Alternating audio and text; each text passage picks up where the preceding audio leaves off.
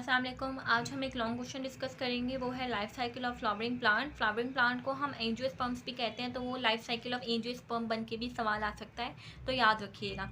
पहले हम लिखेंगे इंट्रोडक्शन। ये जो फ्लावरिंग प्लांट्स हैं, ऐसे प्लांट जिनके ऊपर फ्लावर होता है, वो शो करते हैं हीटरोमॉर्फिक ऑल्टरनेशन ऑफ जनरेशन, यानी इनमें जनरेशन जो है वो ऑल्टरनेट कर रही होती है।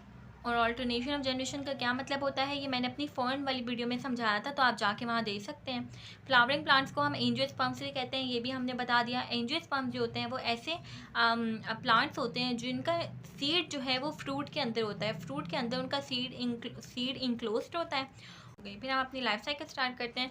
लाइफ साइकिल समझने से पहले आप थोड़ा सा इसका स्ट्रक्चर समझ लेंगे तो आसानी हो जाएगी। जो इनकी स्पोरोफाइट जनरेशन होती है वो मेन प्लांट बॉडी होती है, यानी कि वो डोमिनेंट होती है, और इसके अंदर रूट, स्टेम, लीव्स, फ्लावर सब कुछ होता है। रूट, स्टेम और लीव्स, ये तीन चीज़ें मिलकर वेजिटेटिव पार्ट बनाती हैं, जबकि जो फ्लावर है वो मिलकर जो है वो रिप्रोडक्टिव पार्ट बनाता है। फ्लावर के अंदर माइक्रोस्पोरोफिल्स होते हैं जो जिनको हम स्टेमिन भी कहते हैं, और ये मेल रिप्रोडक्टिव पार्ट है। और मेगास्पोरोफिल होते हैं जिनको हम कार्पल भी कहते हैं, और ये फीमेल रिप्रोडक्टिव पार्ट है। जो माइक्रोस्पोरोफिल्स हैं जिनको हम स्टेमिन कहते हैं, वो मेल रिप्रोडक्टिव पार्ट है, और ये बनाते हैं माइक्रोस्पोर्स। माइक्रो मतलब छोटा, यानी कि ये वाले जो स्पोर्स होंगे वो छोटे होंगे साइज में, और ये स्पोर्स बड़े होकर क्या बनते हैं, पॉलन ग्रेन बनते हैं। स्टेमिन का स्ट्रक्चर अगर मैं देखूँ तो स्टेमिन के पास एक अदद एंथर होता है, यूँ करके एंथर होता है, और फिलामेंट होता है। फिलामेंट यूँ स्टॉक टाइप का फिलामेंट होता है, राइट, ठीक है। एंथर के अंदर पॉलिन सैक और माइक्रोस्पोरेंजिया होते हैं। पॉलिन सैक भी कहते हैं, एंथर के अंदर जो चीज़ है उसको हम पॉलिन सैक भी कहते हैं या माइक्रोस्पोरेंजिया भी कहते हैं। माइक्रोस्पोरेंजिया के अंदर बहुत सारे माइक्रोस्पोर मदर सेल्स होते हैं जो पॉलिन ग्रेन बनाते हैं, और फिर ये पॉलिन ग्रेन डिस्पर्स कर जाते हैं और पॉलिनेशन का प्रोसेस करते हैं। उसके बाद मेगास्पोरोफिल्स आते हैं।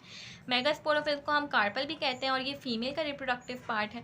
और ये क्या बनाता है, ओवम बनाता है विद इन ओवरी। ओवरी के अंदर ओवम बनाता है। हर कार्पल के 3 पार्ट्स होते हैं, स्टिग्मा, स्टाइल एंड ओवरी। अगर मैं यहाँ पे सिंपल सा बनाऊँ तो यहाँ पर ये वाला पार्ट इसका स्टिग्मा है, और ये जो स्टाइल मार के आ रहा है ये स्टाइल है, और यहाँ पे इसका ओवरी होता है, ठीक है। ओवरी के अंदर ओवम बनता है। उसके बाद हर ओवरी के अंदर एक या एक से ज़्यादा ओव्यूल्स भी प्रेजेंट हो सकते हैं। जो आपके पास ओवरी है उसके अंदर मेगास्पोर मदर सेल होता है जो बनाता है 4 मेगास्पोर्स। मेगास्पोर मतलब साइज़ में थोड़े से बड़े होंगे। मैच्योरेशन पे 4 मेगास्पोर्स बनाते हैं, और इन 4 में से एक रहता है और वो फीमेल गैमेटोफाइट बन जाता है, और बाकी 3 डिसइंटीग्रेट हो जाते हैं, ख़त्म हो जाते हैं। और फिर ये जो एक बच्चा है वो डेवलप करेगा इनसाइड ओव्यूल, और उस ओव्यूल को हम लोग एम्ब्रियो सैक बना देते हैं बाद में। अब हम बात करते हैं इसकी लाइफ साइकिल की।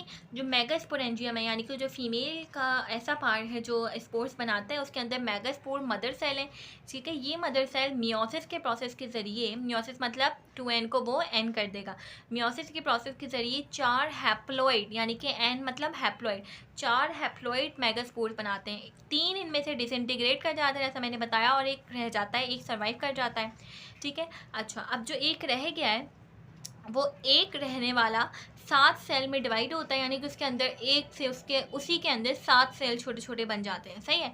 अच्छा, अब ये जो 7 सेल बने हैं उनमें से एक ऐसा होता है जिसके पास 2 न्यूक्लियस होते हैं, तो तकरीबन 8 न्यूक्लियस वाला स्ट्रक्चर बन गया, और इस स्ट्रक्चर को हम फीमेल गैमेटोफाइट या एम्ब्रियो सैक कहते हैं।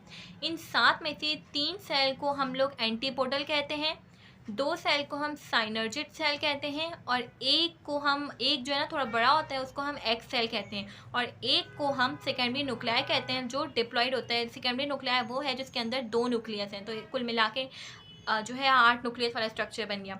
तीन सेल का नाम एंटीपोडल है, 2 सेल का नाम साइनर्जिड है, 5 हो गए। एक जो है सबसे बड़ा जो होता है वो एक्स सेल होता है, और एक जो है वो सेकेंडरी न्यूक्लियाई होता है। समझ आ गई, है 7 सेल बन गए।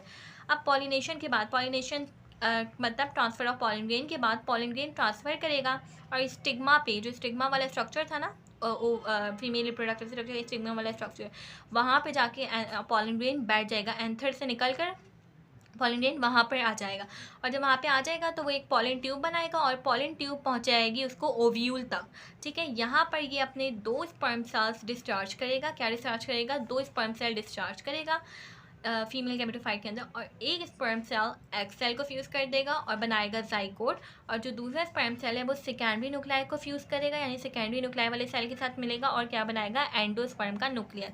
इसको हम लोग डबल फर्टिलाइजेशन कहते हैं। यहाँ से लेकर यहाँ तक आपका एक शॉर्ट नोट भी एक डेफिनेशन भी बनती है शॉर्ट की।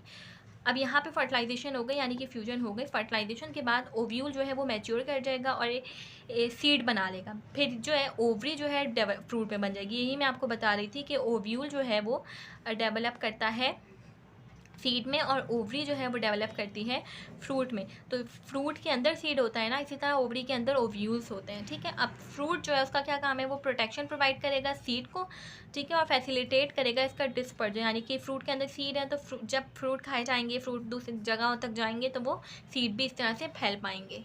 डायग्राम मैं आपको दिखाती हूँ। डायग्राम इसकी ये रही है, आपकी बुक से मैंने ली है, ठीक है जी। और आई होप आपको नज़र आ रही हो। मैं आपको पेज नंबर बता देती हूँ। पेज नंबर है 182। 182 पे आपकी ये बहुत अच्छी डायग्राम बनी हुई है। एग्जैक्ट इसी तरह नहीं, लेकिन ट्राई कि आप इसी तरह से थोड़ी सी बना दें, जितना लिखा है उतना शो ज़रूर कीजिएगा। अब जो जो क्वेश्चन ऐसे रह गए हैं जिनका आंसर मैंने अभी तक नहीं दिया, ठीक है, उसको आप कमेंट कर दें ताकि मैं दे दूँ। अल्लाह हाफिज़।